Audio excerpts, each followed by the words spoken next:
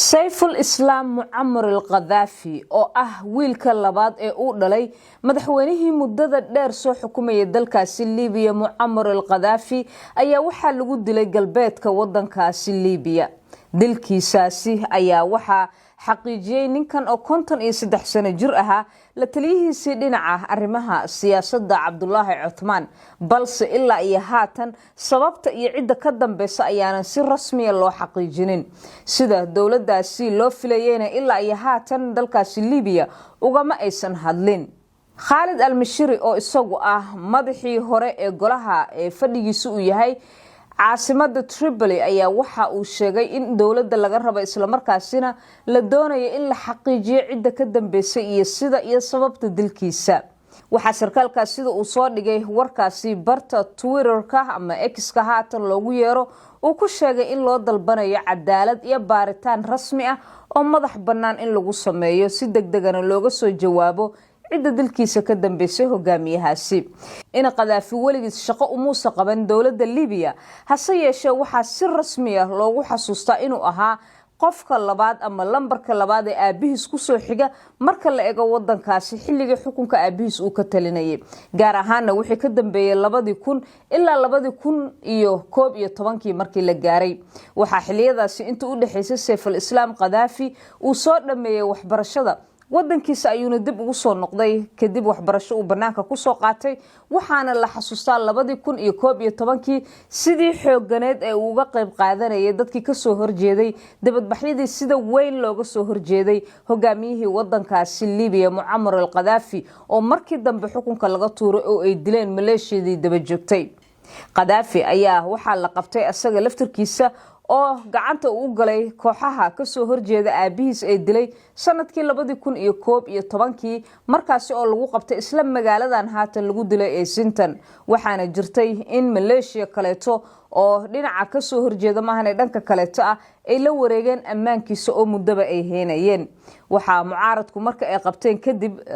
markaas loo fidiyay afis ay u fidanayeen qaar kamida siyaasiyiintii soo xukumaysay wadankaasi Liibiya intii ka soo hartay xukunkii Muammar al-Qadhafi sanadkii 2017 afiskii uu ku yimid halkaasi ayaa waxa uu noqday mid guri hoostiisa uu ku noolaa muddo dheer asagoo ka cabsi qabay markaas in si weyn loo doondoonaya amaba ay suuragal tahay in la dilo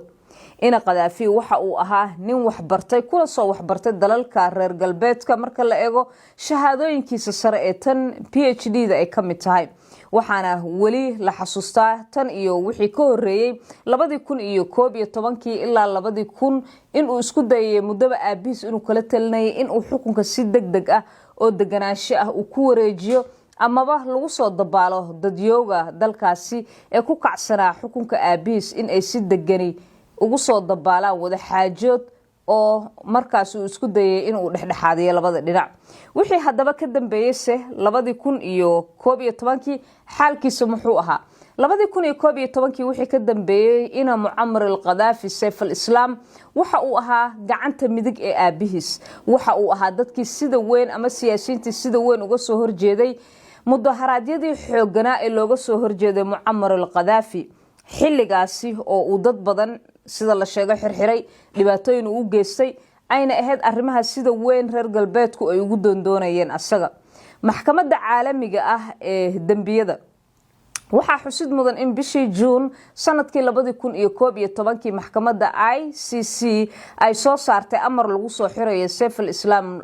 Qadhafi kaas oo lagu eedeeyay dambiye ka dhan ah asaga iyo aabihiis gaar ahaan asaga oo la sheegay in uu sameeyay dilal iyo cadaadis xoogan oo dadkii ka soo horjeeday aabihiis uu la beegsaday wixii kacdoonkaasi 2011 ka dambeeyayna waxa uu ka mid ahaa dadkii markii xukunka uu burburay dib markaa gudaha wadankaasi ugu noqday hadba meel inuu ku meereysto kadib hadaba kacdoonkii ka dhacay dalkaasi iyo dagaalkii sokeeye waxa xusid mudan in markii ay qabatay maleeshiyadaasi wadankaasi ka dagaalamayay Sayf uu isku dayay xataa wadanka inuu marka baxo hase yeeshee wixii ka dambeeyay 2011 oo uu bixi waayay kadibna dib loo qabtay asagii waxa ay danta ku qasabtay in gudaha wadankaasi uu joogo gaar ahaan halka haatan lagu dilay ee Sintan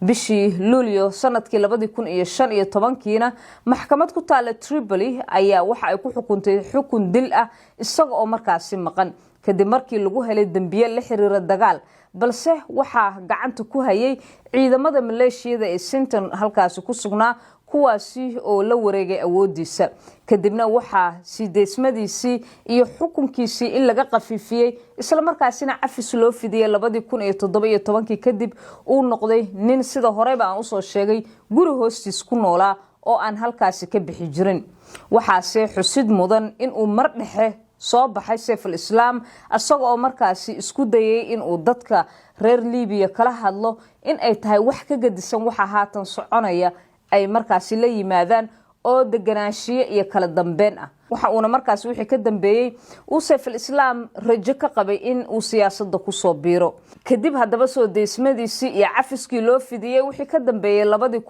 2017 waxa uu ku jiray guri hoostiisa oo ku yaala magaalada Sintan halkaasi oo uga fogaanayay in dil loogu geysto amaba ay soo weeraraan kooxo waxa uu ahaa si weyn ay u doondoonayeen beesha caalamka oo lagu eedeynayay eedeymaha faraha badan ee aan soo sheegay ee ay kamid ahayd burburinta dibadbaxyadii iyo in uu dad dilay iyo kuwa kale oo uu cadaadis iyo dhibaatooyin u geystay ama xabsiyo uu ku riday kusoo dhawow dugsiga Daarul Amsaal Qur'aan Online haddii aad jecleed carruurtaada inay bartaan Qur'aan Kariimka ah si sax ah faham leh oo joogto ah waxaa diyaar ku ah oo ka caawinaya dugsiga Daarul Amsaal Qur'aan Online waa goob ku haboon barashada Qur'aan Kariimka ee shariicada Islaamka hab casri ah barashada fahamka iyo xifdinta Qur'aan Kariimka dhammaan qaybaha kala duwan ee bulshada carruur dhalinyaro iyo dadku waaweyn laba iyo dhadigba waxaan dhignaa duruus kala duwan oo muhiim ah sida hingaada Qur'aanka ducooyinka salaada af-Soomaaliga xadiiska fiqiga iyo asaasiyaadka culumta shariicada dugsiga Daarul Amsaal Online waxa diyaar kuugu ah macallimiin wanaagsan oo khibrad sare iyo aragnimo dheer u leh barista Qur'aanka iyo shariicada Islaamka sidoo kale dugsiga waxa kuugu diyaar haddii uu ardayga ka gudbo heerka koowaad ee akhrinta Qur'aanka iyo qorista wuxuu helayaa shahaado casri ah oo muujinaysa inuu ardaygaas bartay akhrinta iyo qorista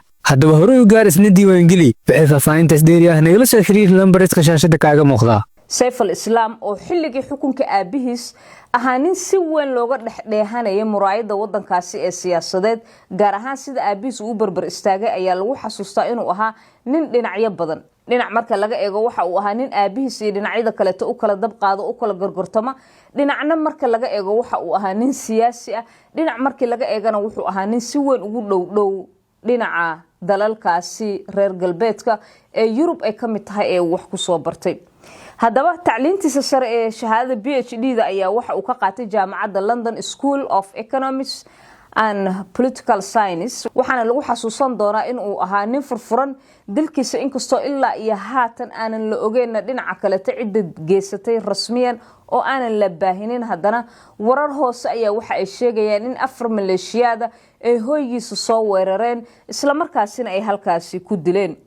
waqti aan sidaas u dheereen waxa uu isku dayay inuu siyaasadda ku soo noqdo si uu markaasi u camiro xafiisyada dawladda ma ahan kaliya asaga ee doonistiisa balse dadka reer Liibiya oo aabihiis kadib aanan degin xaaladda wadankaasi qaatiyaana joogay ayaa Saif al-Islam in badan oo kamid waxa ay ka qabeen rajo in siyaasadda hadduu ku soo noqdo wax badan ay isbedeli karaan gaar ahaan qoys lagu yaqaano in wadamada reer galbeedka aysan u ahayn kuwa si weyn u daba istaaga balse ka talinayay aayaha wadankaasi inkastoo xukunka muddo dheer uu aabihiis ka talinayay loo arkay Saif al-Islam Qadaafi in uu wax badan bedeli doono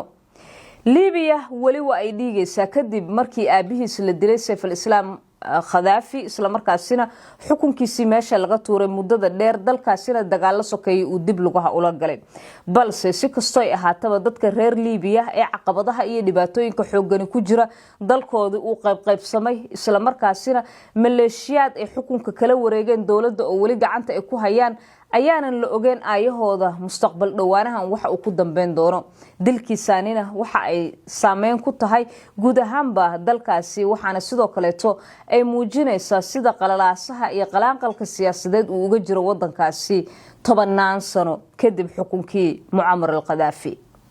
daawadayaal qodobkana intaas ayaan ku soo gabagabeynaya intaynu mar kale kulmi doono sidaas iyo nabadgelyo